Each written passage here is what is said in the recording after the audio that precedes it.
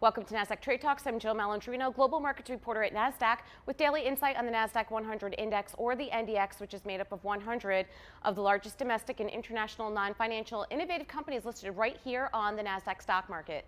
The NDX has been the barometer for U.S. large cap growth and also one of the best performing indexes over the last decade and a half, not to mention one of the most liquid index ecosystems in the world. Now, with just under 2 hours to go before the U.S. stocks close for the weekend, the Nasdaq 100 is trading lower. You can tell on the chart behind me, it's as red as my dress.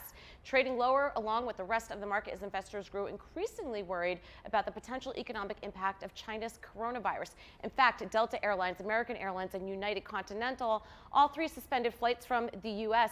to China within the next week. The Dow is negative for January. The S&P is just holding on by a hair, while the Nasdaq Composite and Nasdaq 100 are still slightly up on the month. Our next chart, Nasdaq 100 constituent Amazon, is back over the 1 trillion mark in market cap and hit a 52-week high this morning following its positive quarterly report on Thursday night.